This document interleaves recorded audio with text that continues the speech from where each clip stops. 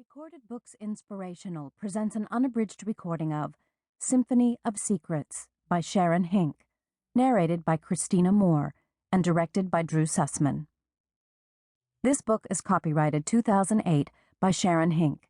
This recording is copyrighted 2008 by Recorded Books, producer and publisher of Recorded Books Inspirational, an imprint dedicated to stories of faith and the human spirit.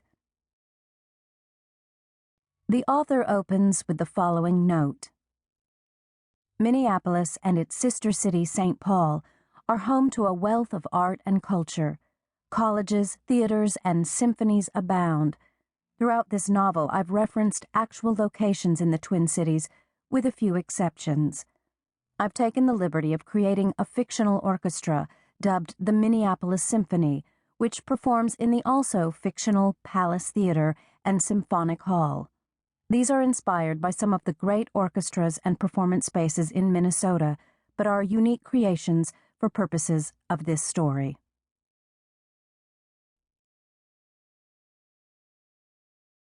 And now, Symphony of Secrets.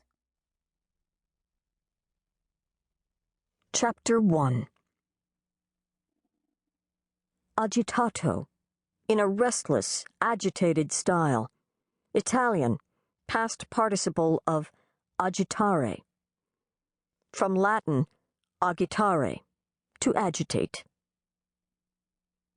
On Monday, I uncovered a drug ring in South Minneapolis.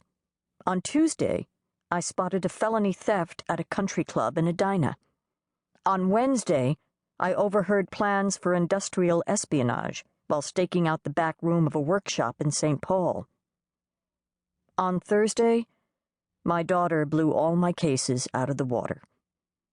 No, my daughter isn't a defense attorney. She's a hopelessly practical girl with no imagination.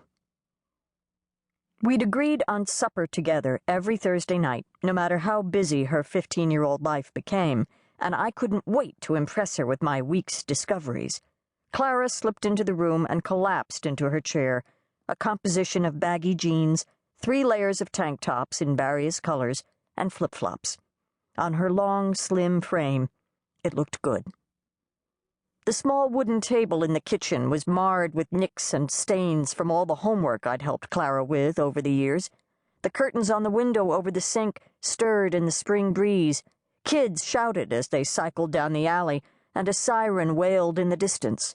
I pulled the window closed. Tonight would be chilly. April in Minnesota ran alternately hot and cool, like a Gershwin prelude. "How is school?" I asked Clara as I ladled out some potato soup. A shrug. "Fine." "And work? Was the cafe busy this afternoon?" Another shrug. "It was okay." Enough small talk. "So," I tasted the soup and reached for the salt. "When Susie Nelson came for her flute lesson on Monday, I happened to look out the window. A guy dropped her off, kind of shady looking, and he called her back to the car and handed her a package. She slipped it into her shoulder bag." Clara rolled her eyes and crumbled a cracker into her bowl. I could tell I had her hooked because she tucked her long, dark hair behind her ears in a subtle Freudian signal that she was listening. I drew out the suspense by reaching for a carrot stick. When she started her warm-up skills, I glanced in her music bag. You'll never guess what she's up to. No wonder the girl's eyes glazed.